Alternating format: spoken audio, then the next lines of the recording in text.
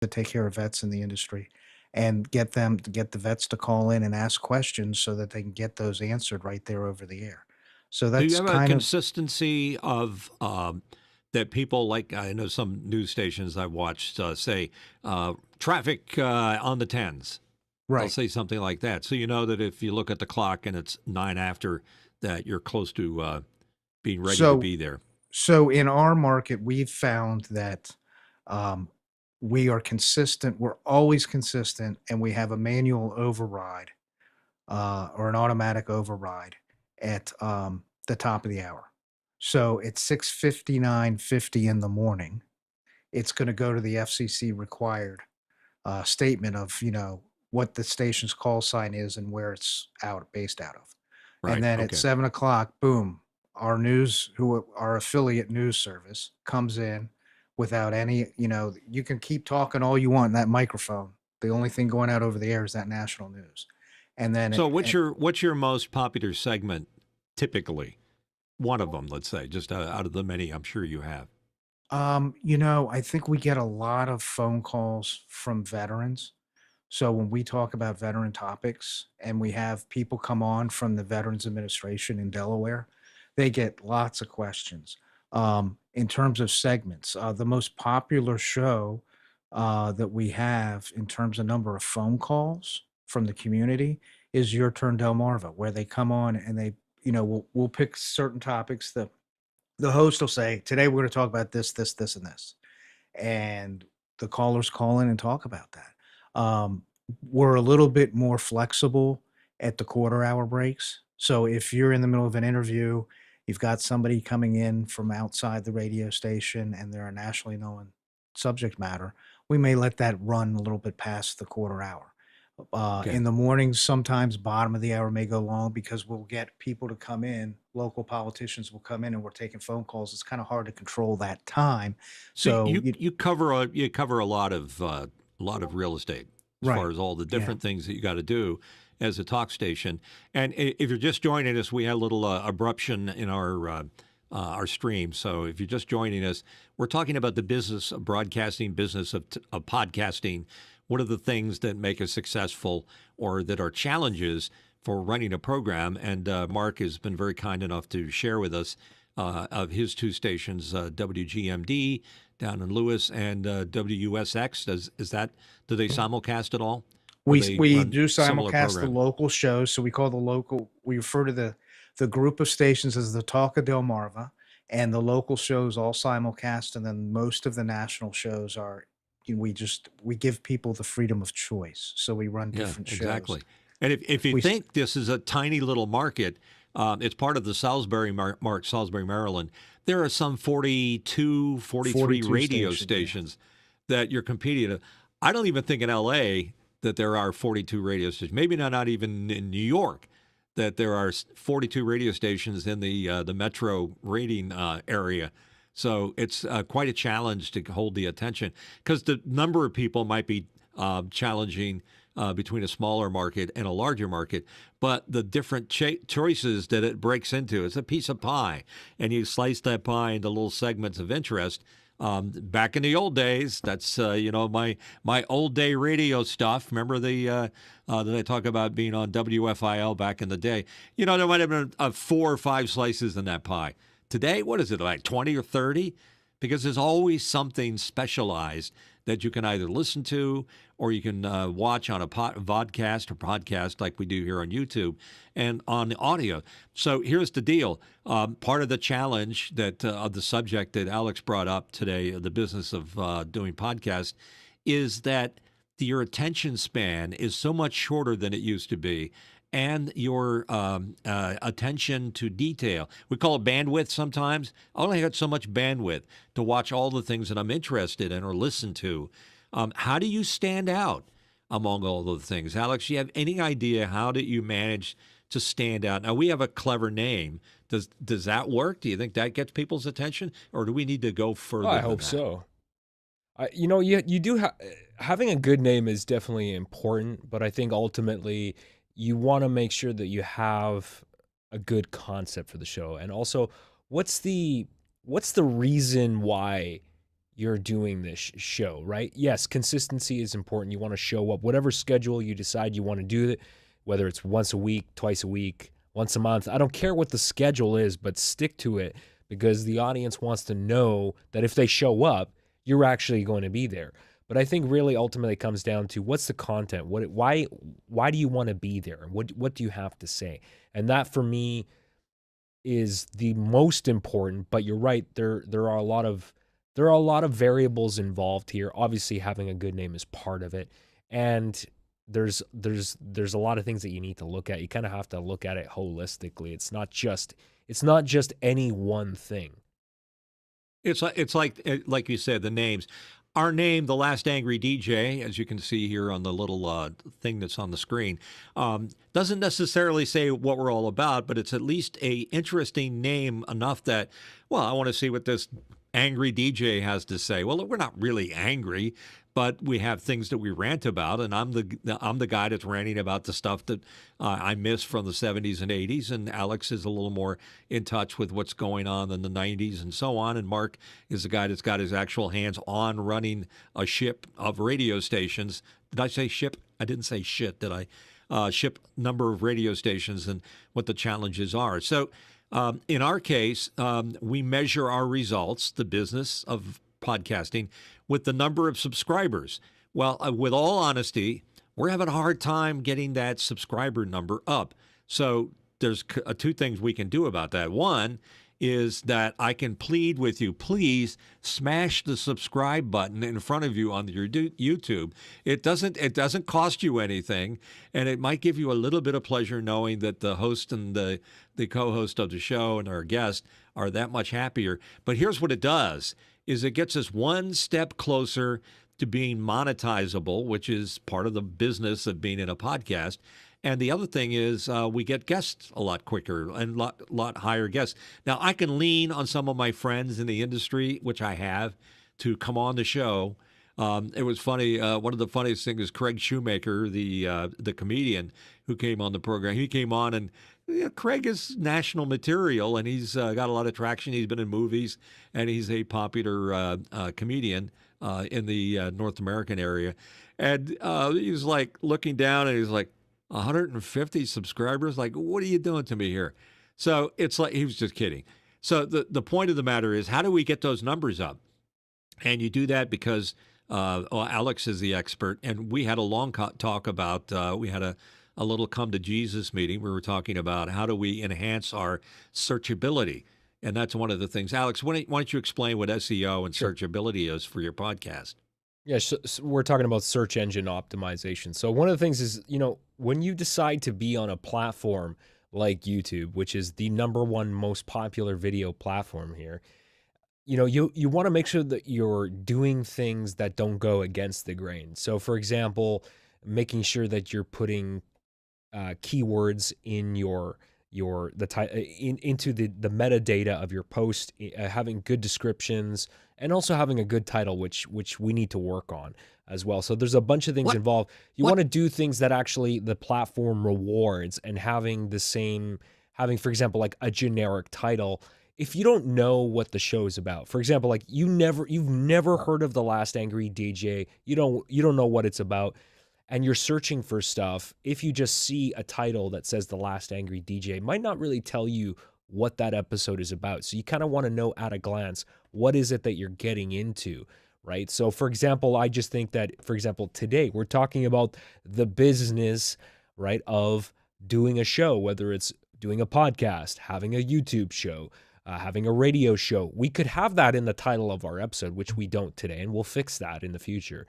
But, that might actually help people. If that's the kind of information that they're actually searching for, having that in the title is definitely helpful. And I'm more likely to click on it if I know that it is going to answer my problem. So we always have to put that hat on of like, from that person's perspective, how are we serving them best with the content and making sure we're not wasting their time? And that's really ultimately the goal. But Mitch, one of the things I wanted to ask you, and also Mark, because this is on the subject of running a show consistently, how do you define good work ethic, and how do you get good work ethic? Is that something that you just have? Is that something that you learn? How would you define that? I define it as the professionalism it takes to do anything that goes out to the public. So, in my particular case, I'm a little bit on the edge, comedy wise, and like I like the idea that people will watch this and know that Mitch is likely to do just about anything, and sometimes funny, sometimes like really shocking. That goes along with the title, The Last Angry DJ. That is who I am. And when I go on a rant, I'm tying into that. So the presentation has to be somewhat professional. Like we go to a lot of trouble to have a slickness to our program. You know, we got these neat little lower thirds that we show up that look nice. We have a countdown that starts the program that pops in that has this little face in it. And we do a lot of different things just to add a little extra sizzle to our presentation. That I have to do because I'm a broadcast guy that made it into television and into doing a podcast. So I think that a certain level of professionalism, so you don't look like like Wayne's World, you know. But again, Wayne's World has its own little charm by being kind of silly and small-minded, even though it's a big-time broadcast program. And it's fun to watch because you don't know what they're going to do. When they talk about the Delaware, where I'm from, they go, Delaware, and then they show a picture of the twin span bridges, which is kind of like our theme here in the state. It's got to have that consistency of professionalism. There has to be a little bit of a veneer that goes along with that. And the other thing is you have to be concerned about your guests coming on. You know, will the guest be insulted or feel like this is a low budget bullshit radio show or video show? If we present, we kind of have to overcome the fact that we only have 161 subscribers to The Last Angry DJ. We'll say, well, that's kind of low, but you know, the host seems kind of nice, and he's got a great rapport with his co-host and friend Mark and Alex. I'll invest the time to what's going on. Go ahead, Alex. It looks like you got to say something. No, I just wanted to throw it to Mark. Mark, how would you define good work ethic? Is that something that can be learned? Is that something that is just innate in the individual, and you can't train somebody? Wait a minute. Did I actually answer the question before Mark goes? Did I actually answer it? Sort of. Well, we can come back to you. I want to hear what Mark says. All right, Mark. Go down to Mark. Well, it starts out by not getting carried away as an announcer and using swear words over the air. That's how it starts. But by the way, not to interrupt again, but I am interrupting. Sorry. Mark and I had a little talk about this, and I said, Mark, you're my moral compass. Is that when I go off on a little rant and I go a little edge, I look over to Mark. Go ahead, make the face, Mark. That's my immediate indicator that I've gone beyond what's considered to be good taste. So that should answer your question, Alex. Is that Mark is our moral compass, and that's why he's here to keeps us grounded. So when I start cursing and start acting silly and playing sound effects on my Farrago, Mark is the one that a lot of people right, just boys. got scared when you said I'm the moral compass. But anyway, no, you are. You most definitely are. You know, professionalism is key, especially when you have so many choices for people to consume different content today. You know, it used to just be three local channels. Yep. That were backed up by national affiliates on TV. You had a limited number in most markets of radio stations. Today, you've got digital all over the place, and literally the quality is all over the place.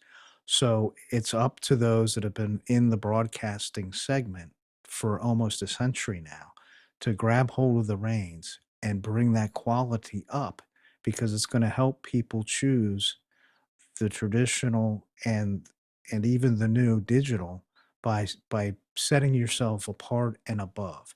And that's going to attract viewers, it's going to attract better guests, and it's going to make for better, a much easier time to pay for the show, which is done traditionally through advertising, but now it's even harder for digital because they have to get memberships. And so who's going to want to pay 5, 6, $7 a month to watch something if the quality isn't there? Hey, guess what? I'll pay people to watch this show. I'll reach into my pocket. I'll give you $1. I'll give you a crisp $1 bill if you hit that subscribe button right now. Just smash it, and I'll give you $1 or a cup of coffee, something. I'll do that. Mark, I'm sorry. You're being very serious and professional, and I'm kind of again add a spin to it off in the opposite direction. But all of this, whether you add a little humor to it or your presentation, because everybody's got the same news items they're talking about, or everybody's playing the same music at the radio. What makes the difference? It's the presentation. It's the personalities, and I'm trying to be a little bit different. And the other thing is now there's not only are there more slices to the pie, there's a lot broader discord over the metadata. And Alex, I think you have some statistics you've been able to research and find out who's listening to what or who's watching what. I do, but for a second, I want to go back to Mark just for a quick second here, because Mark, you obviously you hire people, you train people, and I want you to be honest. Do you think you can train somebody to have good work ethic? No. There No, we go. in fact, one of the most important things, whether it's engineering or whether it's radio or engineering and architecture or radio, I don't want to hire the person that knows the most. I want to hire the person that wants to learn the most. I want to hire somebody that's passionate for the job that they're going to do, because that will take care of all your problems. If you have somebody that really is passionate about what they're doing and really wants to learn about what they're doing, then it doesn't matter. The problem you run into with the people that think they know it all is just that. They think they know it all. You can't help manage them, which means most of the time making a better quality product. So Well, that leaves me out. I've got I'd no rather shot have here, do I? someone, yeah, I'd rather have somebody that doesn't know it all, but is willing to learn, than somebody who thinks they're know it all, because it's just, it's 100% agree. impossible. And it's totally up to attitude. Can you teach it? I don't know how you teach that. That's something that people, it has to come from within. I agree with that, and it's one of the things that one of the challenges that I have too is when I try to train people for a very technical job. One of the things that I find is that for me, the thing that I look for is really people, like you said, Mark, people that are passionate, people that have a willingness to learn, and also that are somewhat self-sufficient. I like it when I don't have to, like when I hire someone new and I don't have to babysit them, and that they're willing to spend the time to learn the technical details about the job. Because ultimately, like when it comes to the type of job that I do, for example, like sales and rentals, I need somebody who's very detail oriented, who's borderline obsessive and a linear thinker, someone who goes from A to B to C, who's not going to make mistakes when they put rental packages together, because the moment that gear leaves the premises and that person goes to the gig, if they don't have that one essential item they need to make all the equipment work, guess what's going to happen? They're going to come back. They're going to be absolutely furious. I'm going to have to give them their money back. And now we've just lost 100% of the money that, all the profits, all just gone. So I can always train people. I can tell people what the difference is between a balanced and an unbalanced patch cord. But if they don't have that innate drive to learn, the self-sufficiency aspect of it, the passion, I agree with you. I don't think you can really train people. And it's interesting. And Mitch, you mentioned this, because we're gonna get to this in a little bit there. You about stats too. On the business side of things, this is somewhat tangential, but I thought this was really interesting in the world of what we do here on this show, whether it's an audio podcast or a video podcast. I came across this. There's an article here that says Gen Zs choose audio over video for podcasts. Now, mind you, this survey was a real small sample size, but I wanted to get your thoughts on this too. The survey was a sample size of about 100, but it seemed like an overwhelming majority preferred audio over video. Now, of course, this show, as far as The Last Angry DJ is concerned, we do both audio and video. I want this platform to be available everywhere. I don't think we should determine how people or when people should be able to either watch or listen, because sometimes you just want to throw something on while you're driving to work and you can't watch it. And I think primarily what we do, lends itself to an audio show anyways, although we try our best to do have high production values. But what do you guys think of that? Gen Z's, younger people in their 20s now, that prefer audio over video. Why aren't we all doing video? I mean, YouTube's a massively successful platform. What do you think? There's something to that? Yeah, there's something to it. It's the methodology that wins. Like radio originally was the you can do something with radio. In other words, you could be driving your car, you can be home cooking a meal, you can be doing a workout, you could be on your life cycle, pumping away a few miles. It didn't require you to be engaged. TV or video, however you consume it, whether you do it on an iPod or a iPad, excuse me, or on a TV screen across the room, requires that you engage with it. It's like listening to classical music. It's not something you listen to in the background. You have to pay attention to it in order to appreciate it. Jazz, same kind of thing.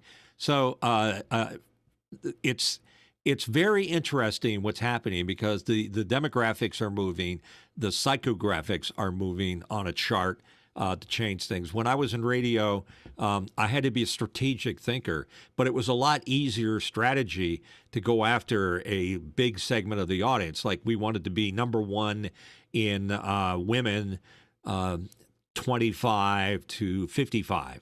That was like the sweet spot. So you programmed everything on the radio to do the same thing.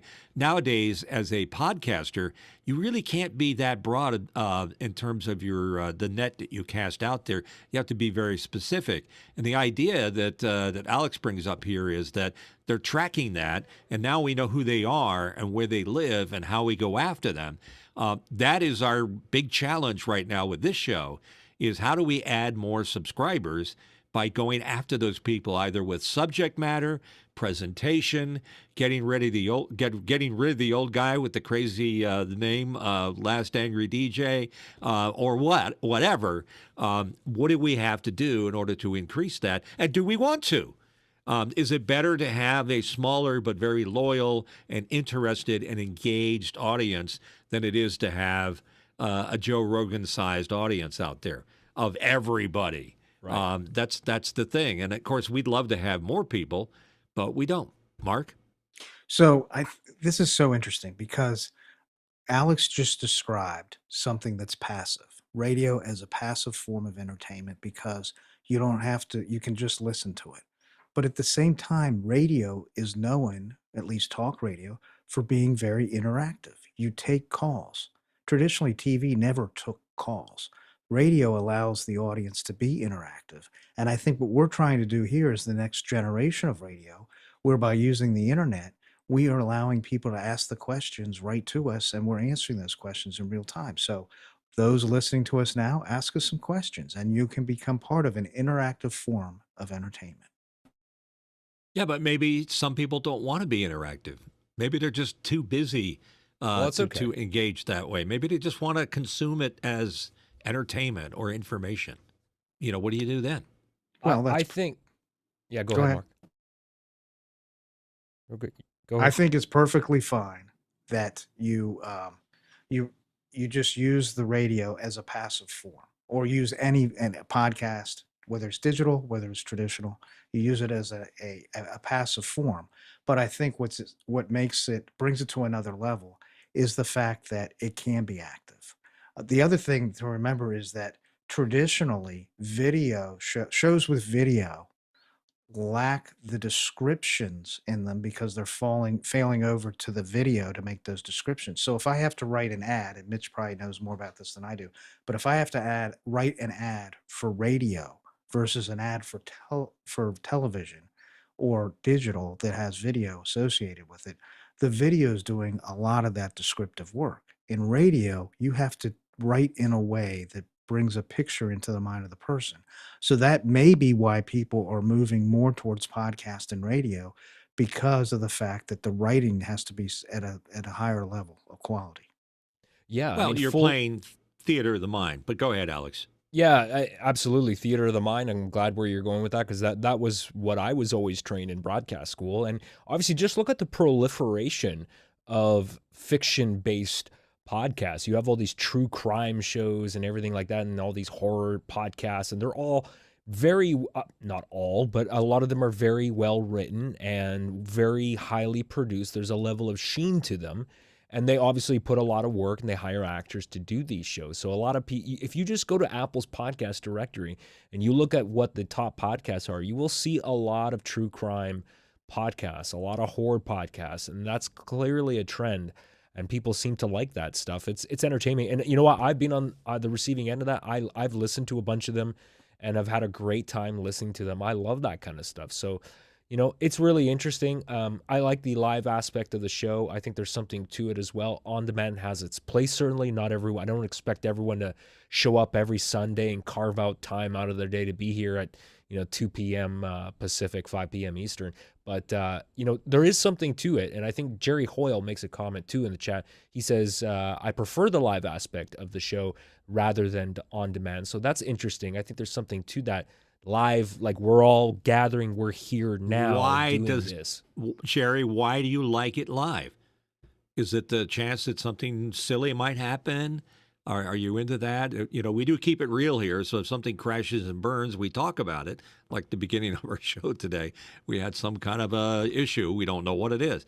We're just like the space shuttle going up, or something. Is that we have to iterate. We learn by making mistakes, just like Elon Musk, I guess. And he's making quite a few these days. So it's interesting. The thing that just absolutely makes him wants my head to explode, which I might have happen on show, that would be entertaining, is the fact that there's a podcast for everything. I mean, everything. There could be a podcast about famous pie fights. I bet there is. If you did a search, it's going back to the Three Stooges. They had some pretty spectacular pie fights. There's a market for it. Cat videos. Well, that's a big deal. A lot of people do a lot of searches on cat, but everything from tech to lifestyle choices to very specific things, like people that wear old beat up polo shirts. I don't care what it is. There's a podcast for it. So how do you get a piece of that market? How do you serve a market for that? That was the big challenge when we first started this program. In spite of the weird name that we have for it, is that who are we going to serve? Who are the people that we need to serve, and how are we serving them, and how will it evolve? I think that the show needs to evolve. I think that's true. I think, Alex, you probably said that before. And we need to do all the things to optimize our ability to be found. But a lot of it requires you to roll up your sleeves and do the work. Get people to sign up. Get on LinkedIn. I mean, my buddy Ray Franklin is telling me, Mitch, you gotta spend more time engaging people and cross-pollinating podcast, getting guests that not only will appear on your show, but allowing you to appear on their show. That's how you organically grow the numbers. So that's part of the business of being successful. And before we move to, I think this next topic that we're going to get to is really interesting. I just wanted to tell everyone too, if you find this show worthwhile, if you like what you're listening to and you want to contribute, you can go to patreon.com/The Last Angry DJ and become a coffee supporter at $2 a month. And now, speaking of our next topic, because we're talking about how to build a show, Mark, when I say hyper-local, how would you define hyper-local when it comes to terrestrial radio? And what are you doing in that area? Too much coffee. Too much That's coffee. what he means. Yeah. When the announcer has the shakes. So hyperlocal is an interesting topic because it's one that we struggle with every day. We reach 7 to 8 counties or parts of those counties in our listening area. And at what point in time do you go and talk about subjects for one county that you fear are going to cause people to move that dial in another county? So it's always constantly challenging us to make sure we don't get too into the weeds and lose listeners in other counties. But at the same time, it's very important for us to stay local and get interactive participation from the audience in those local things. And so, we do things by focusing on different parts of our listening area and bringing in the different organizations that help those communities and having them talk about things that are coming up in the future, meetings that might be coming up or events that might be coming up. And that's what distinguishes us from the other stations that are just playing music or have talk formats that are more national But and are in syndicated. radio, Mark, it used to be, maybe it still is, you shared the ears of some other people or with other radio stations. In other words, if you were station A and they're station B, if station A started playing commercials, a lot of people just punched a button. They were called active listeners or passive listeners. They'd punch up the other station because they don't want to hear commercials. Right.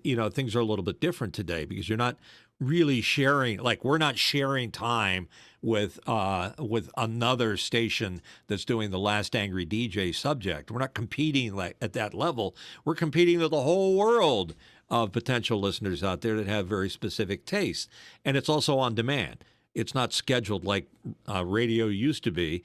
TV is where you had to be sitting in front of your TV at a specific time to see Walter Cronkite deliver the news.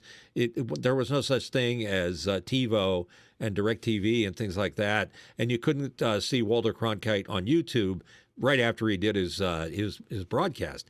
So the methodology of how you consume media has changed so dramatically, it wants to make the older guys' heads explode. And that's part of my rant for the today. Well, no, but I think, to some extent what you say is true, but we have in our listening area, there are 3 news talk stations that people have a choice of.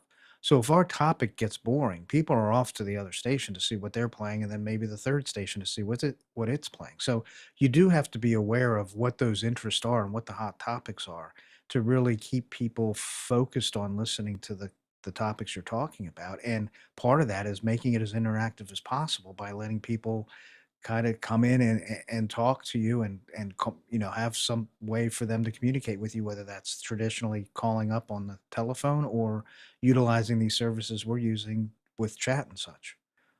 Yeah, but radio has an advantage. It has a disadvantage, but has an advantage, and that is if you're in the car and that happens, that's a subject you're not interested in, and you want to go to another talk station that you know is in your Right, you market, just push the you button. just you Yeah, just punch the button and you get it. right. If it's on the internet, you have to go do a search or you have to go out and look on YouTube.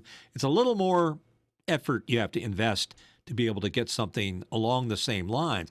I don't think people are thinking that way. I don't think they're thinking in a linear fashion anymore. I think people are randomly accessing whatever that's out Right. there. And they either know what they want to hear and have a specific target in mind, or they're willing to be entertained. And that's why, like when you go to Netflix, you may go to Netflix and have no idea what you want to see.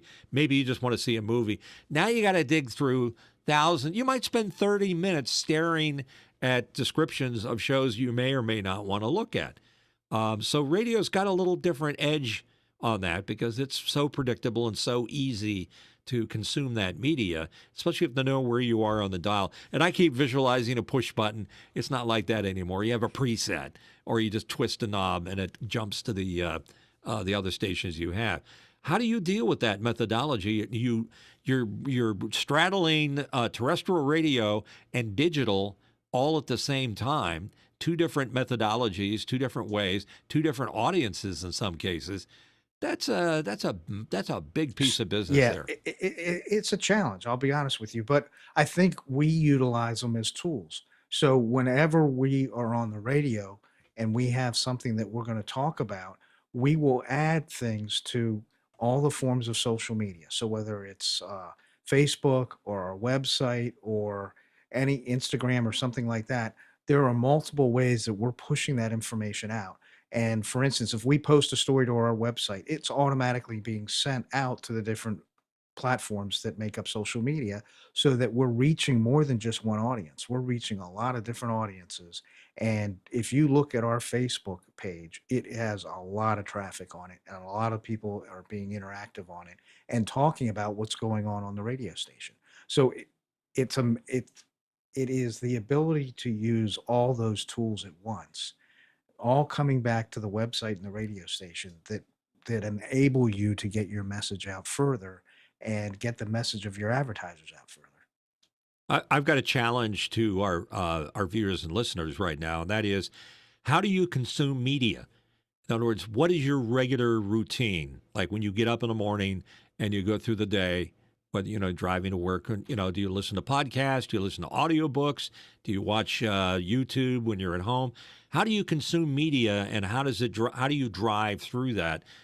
Even though we're a show that's running live and we're getting your feedback, Alex, how do people reach out to us and give us the answer to that question? Because that's what I'd like to know. Well, there are a bunch of different ways that they can reach out to us. I usually leave that at the end of the episode, but I mean, like as far as like our show is concerned, I try to make it pretty easy. You can reach us numerous ways. Usually, our Discord community. I mean, that's the modern way. I know Discord confuses some people, but Discord has become a very, very popular sort of social platform for chatting with people. It started out as something that was focused for gamers, but they've kind of branched out. Now a lot of businesses use it. So yeah, Discord is probably the easiest way. And there's a QR code up on the screen there. Of course, we also have an email, hello@thelastangry.dj.com. You can send us feedback there the old-fashioned way or through Discord. Those are really the two primary ways.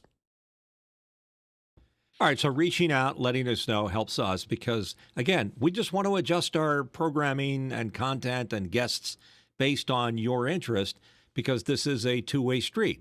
It's a deal that we make between us as the presenters and you as the consumers of this media. Otherwise, we're guessing. Right. And sometimes we guess right, and sometimes we guess wrong.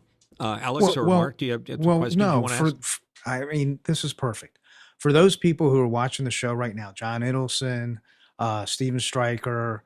Um, there's a bunch of you out there that are watching the show right now. Jerry Hoyle, tell us not only what your favorite way to consume media is, but what is the device that you utilize. Are you watching a big TV set? Are you watching it on your iPhone or your whatever, Android phone? What are the different ways that you consume media? And do you prefer it when it's interactive? I It's a think convenience really wins out every time. I think you're going to find when you get the answers, it's going to be what's most convenient to people. Because nowadays in life, there are so many things that vie for your attention that you just don't have time.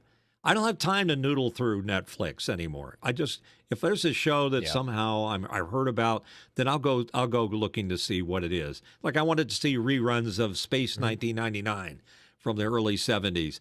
It's on Prime, but I went looking for it. I didn't have I didn't just like stumble on it and there it is. But sometimes it's a happy accident that gets you there. I don't think we're gonna survive as this podcast exists if we just expect people to stumble over us or do a random search. I think it's got to grow organically. It's got to grow from people that like really into what we're doing. I'll give you an example.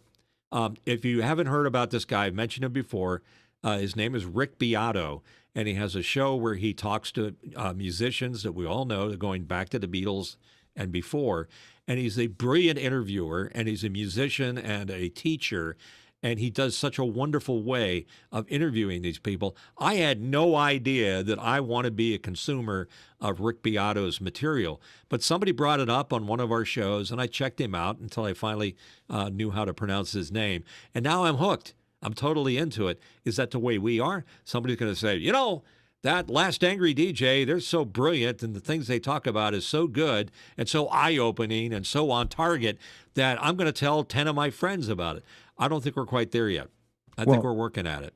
Yeah. Jerry Hoyle says that when he's not in front of a large screen, he listens to podcasts using his Shocks headphones. But back to your question, Mitch, and your comments, this is a lot of hard work to build these shows, and it Sure is. requires not only the work that is producing the show and being on the show and being able to be responsive and knowing the subject matter.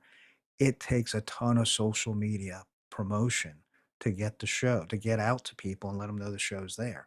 With traditional broadcast, you had a specific listening area, and you could broadcast over that. There were a limited number of licenses available for that area, so it was easy to get people to know about what was coming up next.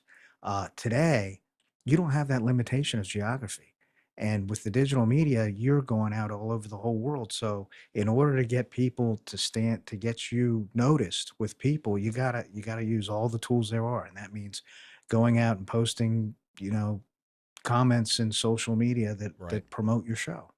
Yeah, and I haven't been very good about it. It's mainly just a bandwidth problem. Like when we did this shit, when we started this show, March of 2024, I created social media platforms, and for a while I was posting every week when the show went up, and then I just kind of stopped doing it because it was just it's just more work, and also there's almost nobody following those accounts, and I feel like I want to just refocus and spend all my efforts. Let's build this platform. Let's build this community. Let's get more listeners and more viewers on the show first, because I think also once people find out about the show, once they become fans, they'll naturally gravitate to all the places where we exist online to interact with us. Now, I know my own personal social media account, because I spend most of my time on X. I do have a much bigger following there than on the Last Angry DJ's X account. So, but I haven't actually ever promoted this show on my own account, which is really my fault. I take responsibility for that. I think I should probably start promoting it there. And I think especially at the quality level that this show is at now, I think I'd feel comfortable posting it there. And I definitely want to do more of that for sure. But It takes we a should probably huge team to do this. I mean, look at the people that are yeah, successful this, and look at the size of the teams they have working behind the scenes. It's it's hard. incredible when you It look at needs these people and the number of people they have just to cutting the videos and taking care of the social media and just creating all the B rolls and putting the B rolls together. It takes a huge effort to put this on and And make you it have to be professionally willing to correct. let it. You need to let it grow organically. It's like if somebody had told me that I was going to do a one man Last Angry DJ show and try to talk extemporaneously. Wow, I like to use those words for a whole hour. I wouldn't have been able to do it. But then Alex became involved, and then Mark became involved, and I hope that it continues to grow that way. We got a nice comment absolutely. from John Idelson, excuse me, saying that he likes this three-way discussion, the way it's growing here, because we have the best of all worlds here. And don't forget, folks, you have a chance to ask questions of people that are running real radio stations right now, people that are designing and building podcasts, and an old guy that used to be on the radio that had millions of people listening. That's right. I had millions of people that used to listen to me when I was in Philadelphia, maybe thousands when I was here in Wilmington on the air. There's a great opportunity to, if you've ever wondered to be a fly on the wall of what it used to be an old DJ playing records. I'm right here. I'll answer your questions. That's why we have this Discord. That's Right. that's what we do, and Absolutely. that's part of the conversation. Alex, you have a question or something you want to ask? Yeah, let's move on to the next topic, because this is the second to last topic. But one thing I wanted to ask all of you was, what is the most frustrating thing right now that you experience when listening to the radio, and what do you think could be done better? And maybe we can go to Mark, since he's Yeah, go to well Mark entrenched first. in that I don't want industry. to monopolize the conversation, but yeah, go ahead, Mark, and then I'm going to blast away. Announcers that talk about themselves. I could just see the dials turning. Now, that's not to say that announcers can't talk about bringing their own experience on a topic matter to the surface and discuss it if it really does benefit the conversation. But there are plenty of announcers, both syndicated and local, that will just they didn't do enough show prep. They don't know what to talk about, so they start talking about rants on the air. And it you can just see I just hear dials turning away when I hear it. It just drives me up the wall. I can't believe you even watched this show, because I'm probably breaking all of those rules in terms of what you said you don't like. I do like talking about myself. It's fun, and sometimes there's a story to be told. But if a show like Seinfeld can go and be as popular as it was, a show about nothing, and they just talked about themselves, maybe there's some entertainment value that goes along with it. But I agree with you. Some people are obviously over the top on what they're complaining about, like Howard Stern. But Howard Stern happens to be the most popular radio DJ, terrestrial or otherwise, that there is. And he talks about everything from, what his wife does when she's cleaning up in the morning to anal fissures that he might have when he wipes his butt the wrong way. That's his thing. I'm a Howard Stern fan personally. I like it. I like his show. What he I'm does. not saying no. Nobody I'm does just what saying, nobody does what he does. We Nobody just does had it a as well. discussion about professionalism and how to improve the show, and there it went right down the toilet. Well, look, I think we were talking earlier about Walter Cronkite and the way you had somebody, Mark, that worked with him. That was a whole different era, and it fits in perfectly to this conversation. He had a presentation and a profile that he presented day in and day out, and he would never discuss, well, I smoked too much, or Edward R. Murrow stole my chicken sandwich at lunch in the cafeteria today. That would be explosive back then, but today it's like not being done. So I see what you're saying. But There's very few people that can pull that off like Howard Stern can. I mean, the other day, Yeah. it was a while ago, Agreed. but I remember listening to a syndicated talk show host talk for 20 minutes on his tuna fish sandwich he had for lunch and how much he hated it. And I'm like, who cares? Nobody cares but you and that tuna fish sandwich. Well, you know what's cool about tuna fish sandwiches, Mark? I just have to point this out, is that have you ever had Three Diamonds tuna fish in the can, the dark can with the three diamonds on it? No. You know who makes that? That's made by the Mitsubishi company. The same company that makes cars and electronic equipment. It's a Mitsubishi tuna fish. So I Right. just thought that. And do They you like are oil? one of the do largest you like companies in the oil world. packed- yeah. Do you like oil packed tuna, or do you like it with the albacore tuna with the water? And have you ever gotten tuna fish in a can and there's some scales in the bottom? Does that really gross you out? See, I'm just making a point here that any subject is talkable, regardless of whether it's something personally that I did or not. But there's three interesting. Alex is either throwing up or he's got a fur ball in his mouth. Alex, please jump in and make your comment, because I like it when you smile. I'm good. It's funny that you say that. For me, what drives me crazy right now is About tuna fish? just the lack of one. There's two things: how people sound on the radio, the low energy, croaky voice that I hear a lot now, and also, to Mark's point, just boring. What do you mean about that? Boring stories that just drives me. Where's all the entertaining people that I used to listen to on the radio? They're not there. I don't hear that. I don't hear the sound of the spice. Where's the spice? It's Give not me there. any subject, and I'll make it entertaining. And I just did that by talking believe about it. tuna fish. I can take any subject and make it interesting or engage people. I mean, I could tell you that food is one of the most engaging subjects that you will get people coming out of the rafters to talk about, like subs. Where did the original subs come from? And what's the difference between a Philadelphia cheesesteak in Philadelphia and a cheesesteak out in the Midwest somewhere? Right. It's just people will go crazy. So I'm saying you got to pick a subject. Hopefully you're not talking about something gross or ridiculous. I mean, Howard Stern can talk about the shape of his poop that's in the toilet bowl after he's done taking a good dump and make it entertaining. And that's a real talent, because that's not something I'm particularly interested in. But for some reason, it's like roadkill. I just like stare at it as I go by and say, wow, what the hell was that? Let's move on to so the next thing on this note. We just talked about what's the most frustrating thing that we find about radio. For me, so let's talk about podcasts. What's the most frustrating thing that you're hearing on podcasts right now? So for me, I would say right now the number one thing is audio production, because with radio, let's just say FM radio, most broadcast has pretty decent audio, right? They all have good mics, but it's still kind of the Wild West for podcasts. So that to me is the number one thing people need to do, is make sure they have decent audio. And that, these days, thankfully, we live in incredible times. We have all this incredible technology accessible at reasonable prices.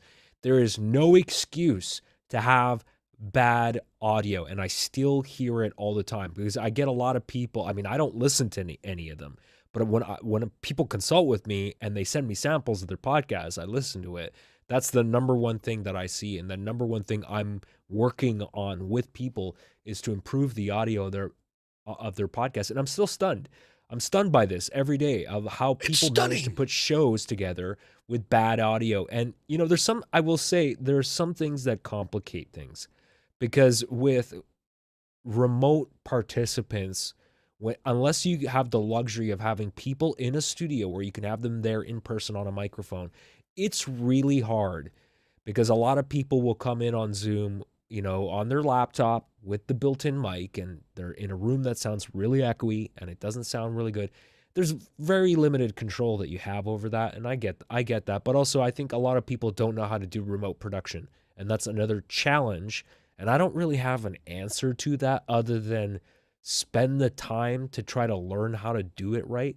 And there are some services that make it easier to do this. You've got services like Riverside FM that can do double-ended recordings pretty high, in terms of quality. But that for me right now is audio quality. What about you guys?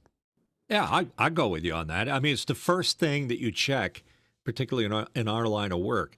So if Mark has a guest on his show and they're remote, he's at the mercy of the quality of the mic and the audio setup of the person that he's interviewing. But see, there's lots of reasons why things may not be great, but you can't tell the audience, well, today's audio really sucks.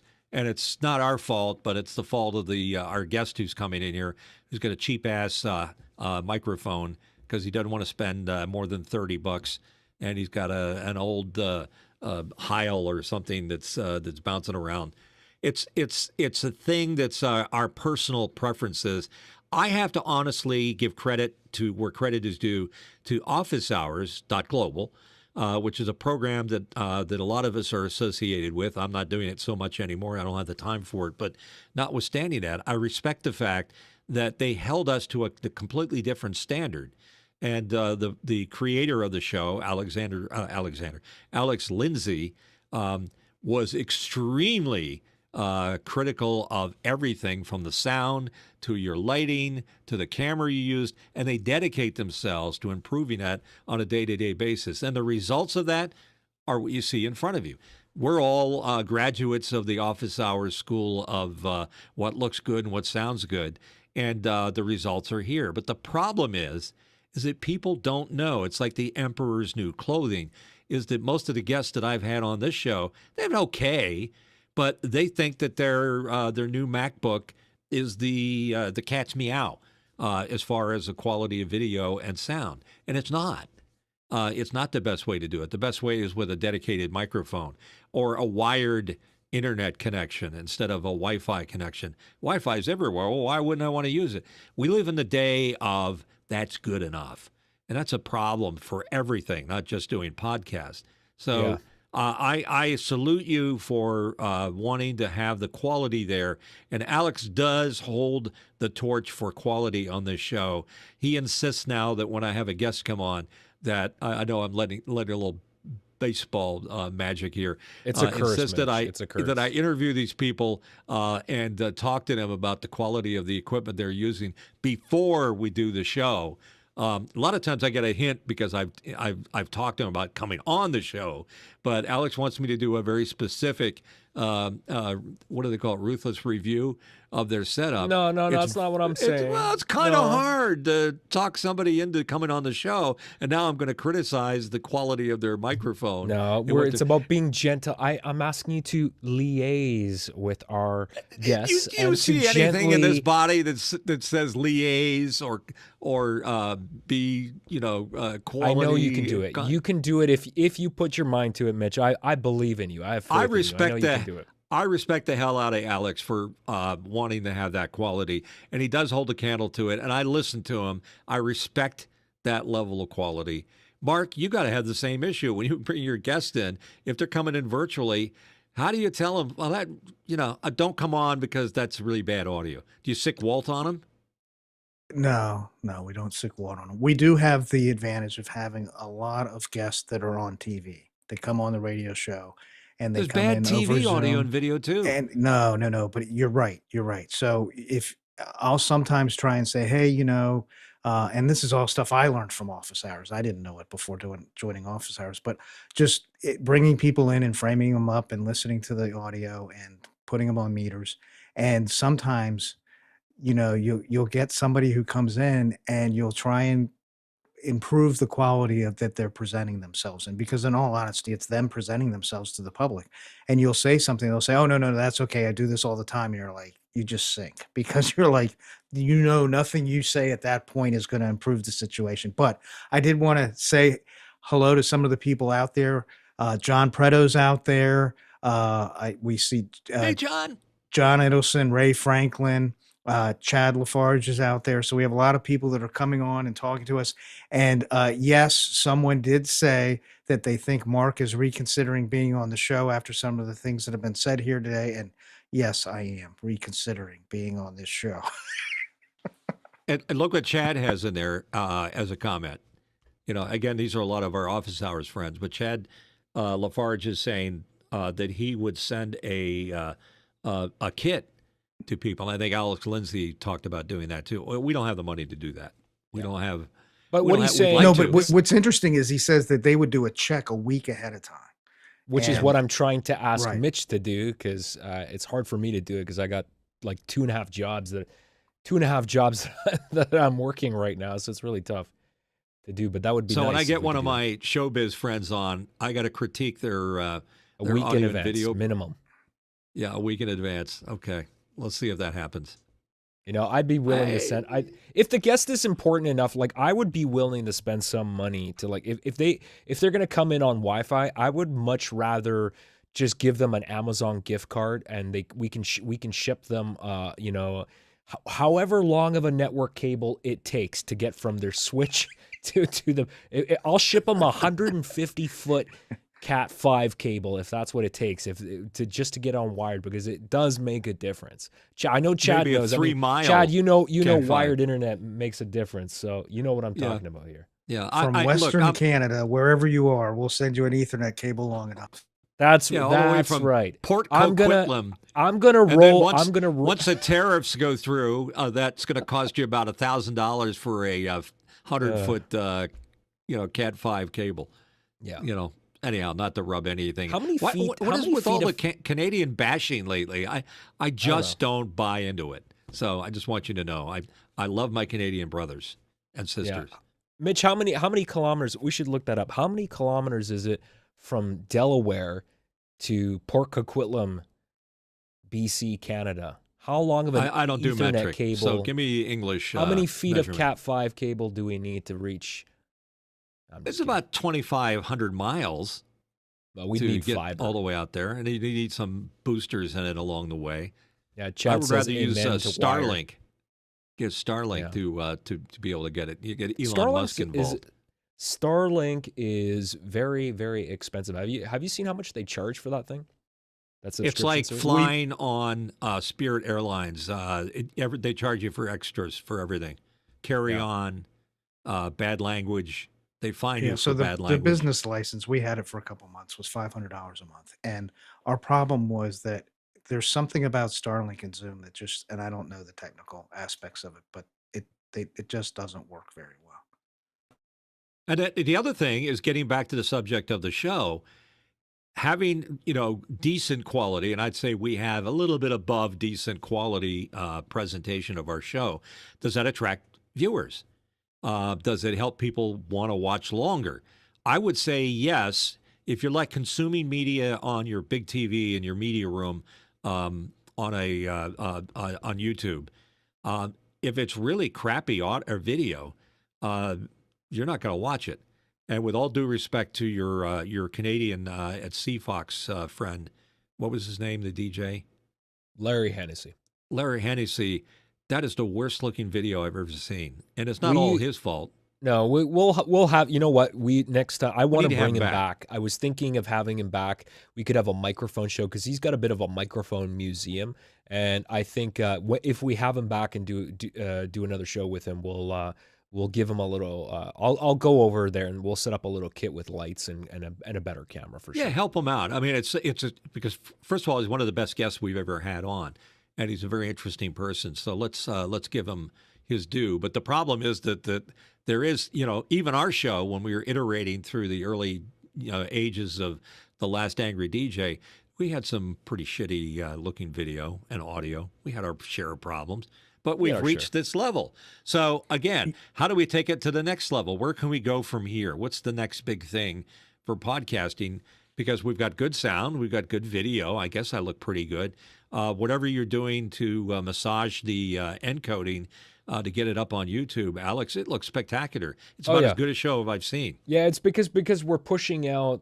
So the thing is, when you stream, all our sources, our cameras and everything, are 1080p coming into Zoom. But the thing is that I learned pretty quickly is that if you send higher resolution to YouTube, they put you into a different pipeline. They treat you like more like an A-list client is the best way I can explain it. So the encoding is better, the compression is better, the color quality is better. Mark, you wanted to comment on this too? Well, no, I was going to say two things. One is that we have a lot more people participating right now at an hour and 16 minutes into the show than we did at the beginning of the show. So mathematically, I think that if we go for another 8 hours, we'll have a lot more people partaking in the show. Can we do that? Everybody up for that? Mitch? I'll just hook it. 8 hours? Not if you don't mind me eating an Arby's big beef and cheddar right here. Well, I got to I take think a it's break got to for be tuna food. fish. I'm You just gonna already hook set up my that catheter. I'm just Ooh, gonna prepare Alex that. comes through with a gross reference. Jeez. We call All that right, a Ray relatable. Franklin says that Starlink rates are coming down this week. Oh yeah. Yeah, but Well, there we go. Starlinks, are they actually falling down yet? And but No. what about the sky pollution? Now we got these streams of satellites flying over us. You can see those things as he puts thousands of them up there. It's like streetlights, except they're in space. The final frontier. All right, we've had our fun. We ask you to participate however you can. I know we talk about it. Smash that subscribe button right there in front of you on your YouTube. It means a whole lot to us, and it takes so little. And if you have a little bit of money, send it in. I owe John Idelson $1. He's already told me that he's clicked in. So I want to thank all you guys for being on the show today. It was wonderful. Alex, do you want to wrap it up here for us and say hi to Mark? It was. I thought it was a good, productive conversation. I'm glad we went through all those topics again. We're trying to do a little bit something different. I think we're trying to sort of flesh out some of these topics and have a little bit more structure to the show. So, if for all the people watching or listening today, let us know what you thought about the how we organized this episode. I think we want to do a little bit more of that. Also, just wanted to remind a couple of things. If you like this show and you want to contribute, you can go to patreon.com/The Last Angry DJ and become a coffee supporter. That's $2 a month, just $2 a month, and that helps us out. Also, if you like the show, just tell a friend. If you know anyone in the industry, anyone producing podcast content online, doesn't have to be broadcast. Let them know about the show. Subscribe to the show. Share it with a friend. That would be much appreciated. Of course, you can become a member of our community if you want to chat with us after the show. You can join us on Discord as well. And my button isn't working for the QR code. Is it going to come up on the screen? There it is. So you can scan that QR code hovering over my left shoulder, right there. And that will let you into our Discord community where you can chat with us during the show, after the show. Let us know what you want to hear on future episodes. If you have any guest suggestions, that would be appreciated as well. Of course, we're available by email. Send us some old-fashioned email to hello@thelastangrydj.com. Mitch and I both look at that mailbox, and we'll try to get back to you ASAP. If not directly, we will address any questions that are brought in via all those methods. We will address it on the show every Sunday at 2 p.m. Pacific, 5 p.m. Eastern Standard Time. Of course, this show, if you like it as a podcast, it is available on all platforms as well. We're available on Apple Podcasts, TuneIn, and Stitcher, Spotify. You can ask your Amazon Alexa device or Google device to play our podcast, and it will do that as well. So please do that there and subscribe to the show. And that'll ensure you get the Jerry episode every Hoyle week. points out there's a like button too you can hit. So not just subscribe, Absolutely. but hit the like button. Alex, you do a great wrap up. I love how you do that. You're able to cover quite a bit of retail space there in the process of talking the show out. Mark, do you have any final words for what we just did and what we should do moving forward? Oh, you're muted, Mark. He's muted. I did that. I did it. I could have a sound effect for that. Yes, You're you should. muted. Anyway, it's great seeing all the activity going on in the chat. So that was very inspirational to see that people are actually watching, and we'd love to have questions. Give us your questions. Next week, we're going to be planning what? What are we going to be planning, Mitch? Absolutely nothing. I have about 5 guests that I'm juggling. It's like, remember on the old Ed Sullivan show, they had the guy that would come out and spin the plates? That's what doing this show is like. We're spinning like 10 plates at the same time, and I'm running between the spinning plates on the. I know it's a reference to the old days, but the old timers will get a kick out of me using that as a reference. I don't have anything planned for next week, so you folks got to help out. I do have some guests that I'd love to tell you, but they haven't committed. I did have one really big guest that passed on coming on when he saw how many subscribers we had. And I was like, come on, help a dude out. So punch that subscribe button, and we're going to start looking like a PBS fundraiser here. So do what you can. Want to thank you all for being here. And as Mark said, lots of folks were engaged. We do a lot of these we call broadcast boffin episodes. We're going to do our best to be more searchable and more likable. Maybe I should take a vacation and do what we do so much better. So thank you very much for being here. Take care. Be good. Swagger down the street with your red lips and funky beat. You better hold your head up to the sky. I'm gonna roll with you till the day I die.